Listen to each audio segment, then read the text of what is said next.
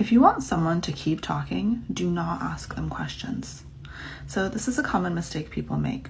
When we're talking to someone, we want them to open up. We want them to share things with us. What we think we should do is we should ask questions. But that's actually not the case according to psychological research.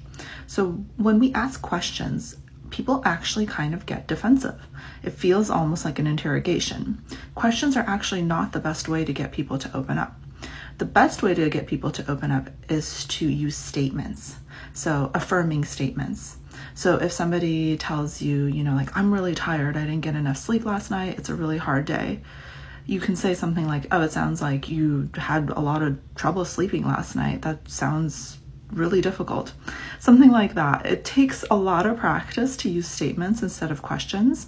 But essentially the idea is that the way that you can think about this is if you were writing a story together. So the conversation is a story. So maybe somebody says like, I'm really tired, I didn't get enough sleep. And then what's the next part of the story? The next sentence in the story, how would that sound like? So instead of asking a question, think, okay, someone is not getting enough sleep. This is the story. What would the next sentence be? It's really difficult to get through the day when you're so tired. Something like that. So if you kind of use this technique, you will actually get people to talk to you so much more and you'll get them to open up. And the beautiful part also is that they'll feel really listened to. They'll feel really heard because questions don't do that for us. I've been in kind of conversations in which I've been asked a lot of questions, and trust me, it just feels like an interrogation.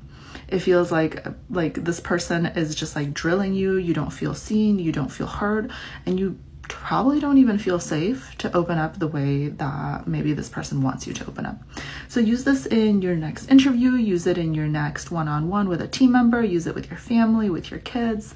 It's a great way for people to feel heard when they're speaking to you, and it's also a great way for you to actually get people to open up to you.